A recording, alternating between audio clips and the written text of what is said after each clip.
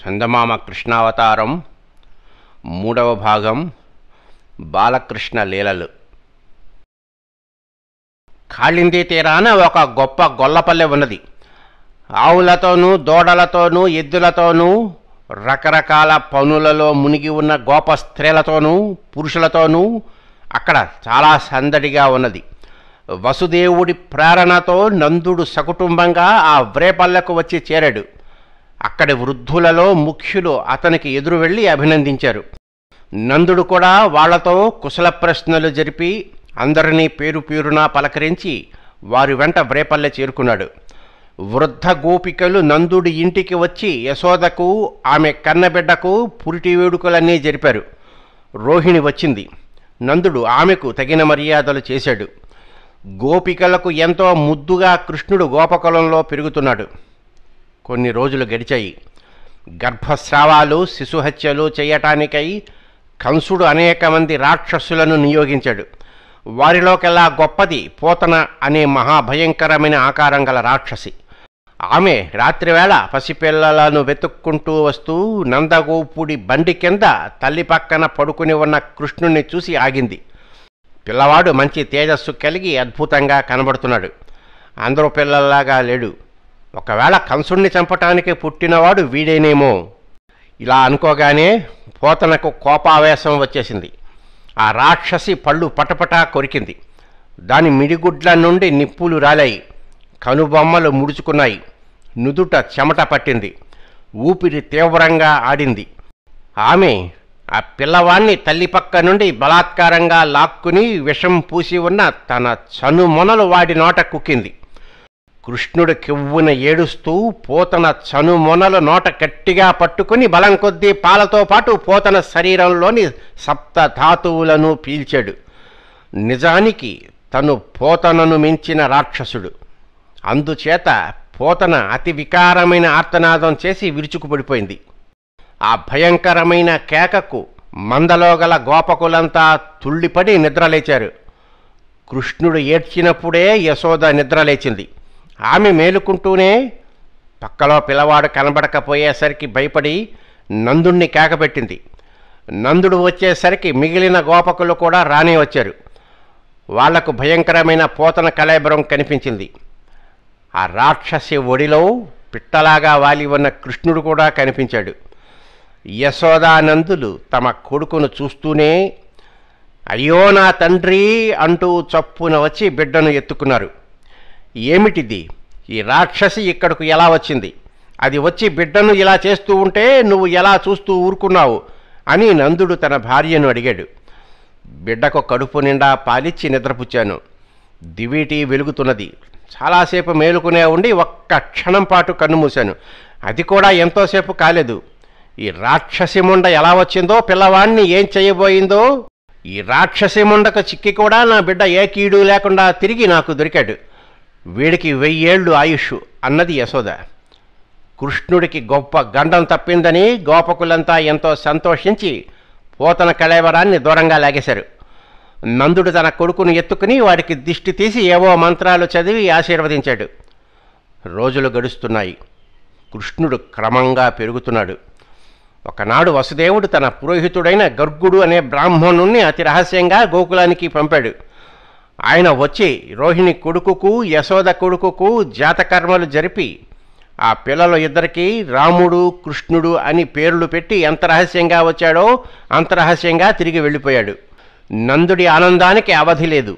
అతను బ్రాహ్మణులను పిలిపించి షడ్రసోపేతంగా భోజనాలు పెట్టి గోవులు వస్త్రాలు దానం చేశాడు. పెద్ద ఉత్సవం జరిగింది. గోకులంలో గల బంధువులందరికీ నందుడు బట్టలు పెట్టాడు. గోపూజ చేశాడు. Go atom అలంకరింపచేశాడు. గోపకాంతలు యశోదను పండంటి కొడుకును కన్నందుకు అభినందించారు. అలాగే గోపకులు కూడా నందుణ్ణి అభినందించారు.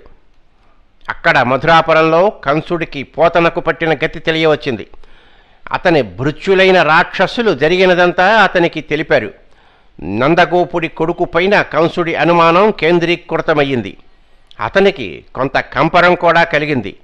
అందుచేత అతను తన భృత్యులైన రాక్షసులను అనేక మందిని పిలిపించి నందగోపుడి కొడుకును తుదముట్టించమని హెచ్చరించాడు. ఆ రాక్షసులలో సకటుడు అనేవాడు వెళ్ళి నందుని సొంత బండిలో అదృశ్య రూపంలో ప్రవేశించి అవకాశం కోసం నిరీక్షించసాగాడు. యశోద కృష్ణుణ్ణి నిద్రపుచ్చి ఆ బండి కిందనే పక్కపరిచి పడుకోబెట్టి మిగిలిన గోపస్త్రీలతో సహా నదిలో స్నానం చేసి రావటానికి బయలుదేరి వెళ్ళింది. ఆమె వెళ్ళిన కొద్దిసేపటికి బిడ్డ మేలుకున్నాడు. దగ్గర ఎవరూ లేకపోయేసరికి రెండు చేతులు నోట్లో కుక్కుకుంటూ ఏడ్చి ముఖమంతా కళ్ళ కాటుకతో కూడిన తడి చేసుకున్నాడు. కాళ్ళు తన్నుతూ ఎగిరెగిరి పడ్డాడు. అలా కాళ్ళు తన్నుకుంటూనే బండిని ఒక కాలితో తన్నేసరికి బండి పక్కకు పడి చిన్నాభిన్నమయ్యింది. ఇంతలో యశోద స్నానం చేసి వచ్చి పిల్లవాణ్ణి గురించి తొందరపడుతూ గబగబా వచ్చింది. బోల్తా కొట్టి బద్దలైపోయిన బండి ఆమెకు కనిపించింది. ఆమె వెంటనే కొవ్వున అరచి పిల్లవాణ్ణి ఎత్తుకుని రొమ్ముకు అదుముకుంటూ, అమ్మయ్యో బిడ్డ నిద్రపోతున్నాడు కదా అని స్నానానికి వెళ్ళాను, కానీ ఇప్పుడు మీ నాన్న వచ్చి ఇది చూసి ఎన్ని మాటలంటాడో ఏమో, ఈ బండి ఇలా ఎందుకయ్యిందో ఎవరు చెబుతారు, భర్త అడిగితే నేను ఏం చెప్పాలి అనుకుంటూ ఆమె కృష్ణుణ్ణి తొడ మీద కూర్చోబెట్టుకుని పాలివ్వసాగింది. ఇంతలో నందగోపుడు ఒళ్ళంతా దుమ్ము కొట్టుకుని జుట్టంతా చెదరి చేత కణుపుల కర్ర పట్టుకుని గోవులతో కబుర్లు చెబుతూ అక్కడకు వచ్చాడు. వస్తూనే ఊడిపోయిన చక్రాన్ని విరిగిపోయిన ఇరుసును చూసి ఒక్కసారిగా వణికిపోయాడు. ఎందుకంటే తన కొడుకు ఎప్పుడూ ఆ బండి కిందనే కదా పడుకుంటాడు. బండి ఇంత చిన్నాభిన్నమై విరిగిపోయింది కదా, బిడ్డ ఏమైనట్లు. మరుక్షణమే అతను తన భార్యను ఆమె దగ్గర పాలు తాగుతూ ముఖాన సంతోషము చూపులు తల్లి ముఖాన గల కృష్ణుని చూశాడు. నందుడి ప్రాణం కుదుట పడింది. అతను గుండెను నిమురుకుంటూ బండి ఇలా అయిపోయిందేం అని భార్యను అడిగాడు. ఏవైనా ఎద్దులు బండిని పడదోసి తొక్కాయేమో, లేక పెద్ద గాలి వీచిందో అని నందుడికి అనుమానం కలిగింది. ఏమైతేనేంలే, బిడ్డడు క్షేమంగా ఉన్నాడు, అంతే చాలు అన్నాడు మళ్ళీ నందుడు. యశోద గద్గద కంఠంతో, అసలు తప్పంతా నాదేలే. బిడ్డ నిద్రపోతూ ఉంటే ఈ బండి కింద పక్క మీద పడుకోబెట్టి దగ్గరే కదా అని ఏటికి వెళ్ళి స్నానం చేసి తిరిగి వచ్చి చూతును కదా, ఇలా అయ్యింది. అదృష్టం బాగుండి అబ్బాయికి ఈ గండం గడిచింది అన్నది. ఇంతలో కొంతమంది కుర్రవాళ్ళు అక్కడకు వచ్చి, ఏమోయ్, మేము ఇక్కడ ఆడుకుంటూ ఉంటే మీ కృష్ణుడు కాలు చాచి ఒక్క తోపు తోసేసరికి బండి ఇలా విరిగి పక్కకు పడింది, ఎంత చిత్రమో చూసుకోండి అన్నారు. యశోదానందుల ఆశ్చర్యానికి ఆనందానికి మేరలేదు. వాళ్ళు తమ కొడుకును ముద్దాడి ఇంత మట్టి తీసి పిల్లవాడికి దిగదుడిచి పారేశారు. తన కొడుకును కాపాడుతూ ఉండమని నందుడు దేవతలకు దండం పెట్టుకున్నాడు. ఈ లోపల 10 మంది చేరి జరిగిన సంగతి విని చూసి నిశ్చేష్టులైపోయారు. తరువాత విరిగిపోయిన బండిని తిరిగి కూర్చి బాగుచేసి ఎప్పటిలాగా చేసేశారు. రోజులు గడుస్తున్నాయి. కృష్ణుడు పెరుగుతున్నాడు. జోరగిలపడి మంచం అంచులకు దేకుతున్నాడు. కితకితలు పెడితే కిలకిలా నవ్వి కేరింతలు కొడుతున్నాడు. నిలబెట్టి వేళ్లు పట్టుకోవటానికి ఇస్తే తప్పటడుగులు వేస్తున్నాడు. చప్పట్లు కొట్టి దా దా అని పిలిస్తే దగ్గరకు వస్తున్నాడు. చూసిన వాళ్ళు అతన్ని ఎత్తుకుని ముద్దాడకుండా ఉండలేరు. అందుకని మువ్వలు గలగల్లాడిస్తూ దొంగ చూపులు చూస్తూ ఎటో పారిపోతాడు. చూసేవాళ్ళు పరమానందం చెందుతారు. తల్లి కృష్ణుడికి వెన్న గోరుముద్దలుగా చేసి రోజూ తినిపించేది. చేతి జిడ్డు మూతి జిడ్డు ఒళ్ళంతా పట్టించేది.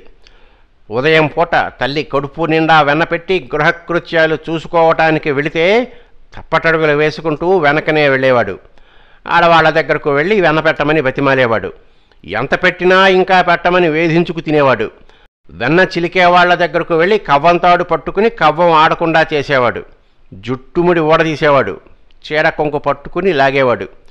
వెన్న పెడతాను కానీ కాస్త ఆట చూపించరా బాబు అని గోపికలు అడిగితే మువ్వలు మొలగంటలు గలగలలాడుతూ ఆడేవాడు. గోపికలు చల్ల చేయటం మానేసి చూసి ఆనందించేవాళ్ళు. అస్తమానము గోకులంలో ఉండే ఇళ్లన్నీ తిరిగేవాడు. కృష్ణుడితో వేగలేక గోపికలు నలుగురు 4 పక్కల నుండి పట్టుకోండి పట్టుకోండి అంటూ ఒకరినొకరు హెచ్చరించుకుంటూ వచ్చి పట్టుకుని యశోదకు అప్పజెప్పేవాళ్ళు. కాలం గడుస్తున్న కొద్దీ కృష్ణుడి ఆటలు మారిపోతున్నాయి. గోపబాలకులందరూ బలరామకృష్ణుల చుట్టూ చేరేవాళ్ళు. అందరూ కలిసి ఒక దండులాగా వ్రేపల్లె అంతా చెడ తిరిగేవాళ్ళు. కృష్ణుడు కుండల్లోనూ చెట్లలోనూ ఉండే పాలు నెయ్యి తాగేవాడు. తాగినంత తాగి మిగిలినది నేల మీద పోసి కాళ్లతో మట్టగించేవాడు. అలాంటి చిలిపి చేష్టలు చేయకుండా ఆపటం ఎవరి వల్ల అయ్యేది కాదు.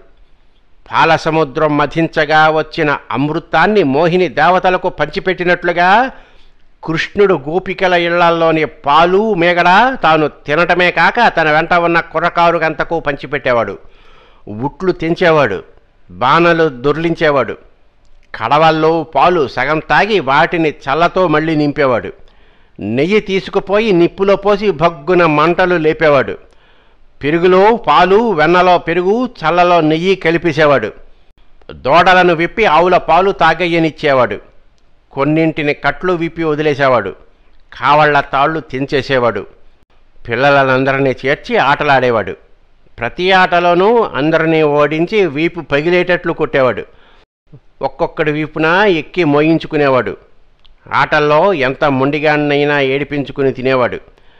ఈ విధంగా కృష్ణుడు గోకులాన్నంతా ఒక కొలిక్కి తెస్తూ ఉంటే గోపకులు ఏం చేయాలో తోచక నిశ్చేష్టులైపోయారు.